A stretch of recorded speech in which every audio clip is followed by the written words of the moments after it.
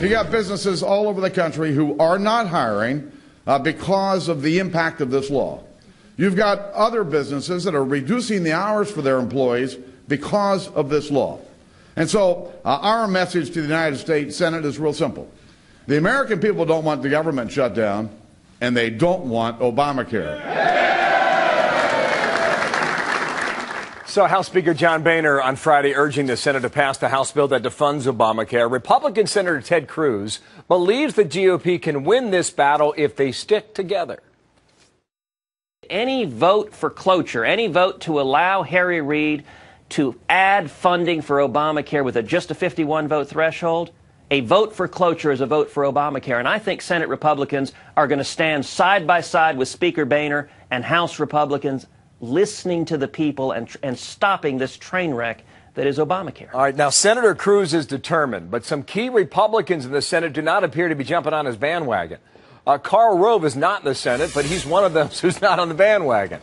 Former senior advisor, deputy chief of staff to President Bush, and a Fox News contributor back home in Austin. Karl, good morning to you. How do you, I mean, Cruz thinks he can pick off, one politician at a time here, and he's determined to stay on that track. Can he ultimately do that?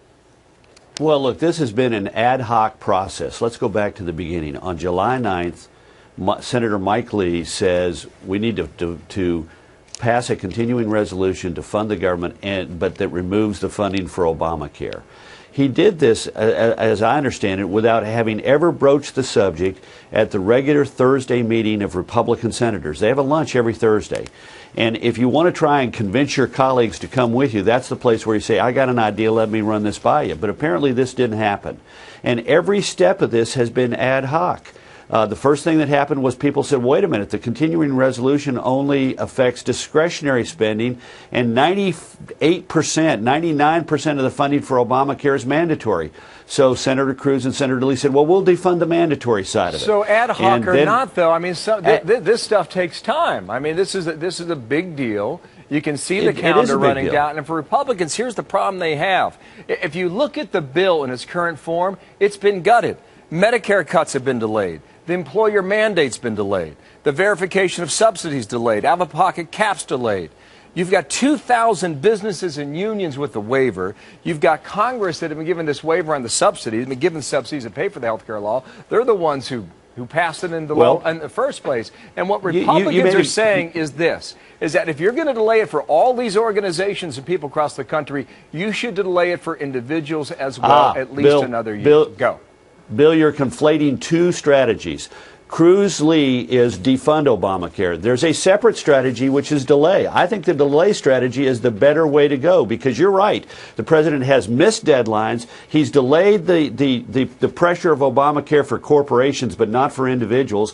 And while no Democrat is ever going to vote to defund Obamacare, there are Democrats, in fact, some 30 in the House who already voted to delay parts of Obamacare because of the problems you pointed out. So there are a lot of Republicans who say, look, rather than trying to defund Obamacare, for which there's no Democrat who's going to vote for it, you can't pass it through the Senate. Look, remember last Wednesday, after the House passed it, Senator Cruz said, well, congratulations to the House. I hope they stand firm because I can't get it through the Senate. And all heck broke loose with a lot of House Republicans saying, wait a minute, you led us into this, and now you're telling us that you'll hold our coat and it's up to us to fight this? You can't win the Senate? So, but the delay strategy is one that could conceivably win. And it'll certainly win the argument because we'll now have the argument will be Democrats and Republicans together believe that this law ought to be delayed because it's got so many problems. We've got a lot of breaking news here. In 10 seconds or less, how does this end?